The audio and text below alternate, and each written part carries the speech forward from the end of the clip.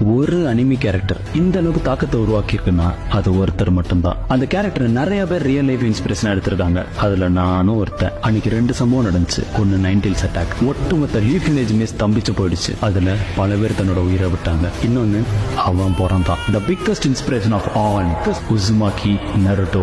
வாழ்க்கையில வெறும் கஷ்டத்தை மட்டுமே சந்திச்சாவன் பல விஷயத்த இளம் வயசுல கத்துக்கிட்டான். ஆனா விட்டு கொடுக்கறதுனா என்ன அப்படிங்கறத மட்டும் கத்துக்கவே இல்லை. கெட்டவனுக்குள்ளேயும் ஒரு நல்லவன் இருப்பான் அப்படின்னு அவனுக்கே புரிய வச்சு அவனை பேசிய மாத்திர தலைவன் அந்த ரகம். நருட்டோட ரசிகங்களை சிக்கினவன் கூட பொழைச்சிருவான். ஆனா அவனோட டாக் நோ ஜுட்சுல மாட்டவன் மாறாம போனதா சரித்திரமே இல்ல. எந்த ஒரு மக்கள் அவனை அடிச்சு விரட்டினாங்களோ, எந்த ஒரு மக்கள் அவனை கொலகாரன்னு சொன்னாங்களோ, எந்த மக்கள் அவனை மான்ஸ்டர் அரக்கன் ஒதுக்கி வச்சாங்களோ, இன்னைக்கு அதே மக்களுக்கு அவன் தான் தலைவன். ஹிஸ்டரியிலேயே இப்படி ஒரு ஒக்காவே யாரும் பார்த்திருக்க மாட்டாங்க. ஒருத்தன் எவ்வளவு தடம் வந்தாலும் அவனோட குறிக்கோள்ல எவன் ஸ்ட்ராங்கா நிக்கிறானோ அவனோட வெற்றியை எந்த கொம்பம் வந்தாலும் தடுத்து நிறுத்த முடியாதுங்கிறதுக்கு ஒரு பர்ஃபெக்ட் எக்ஸாம்பிள் தான் தலைவன் நருட்டோ உசுமாக்கி.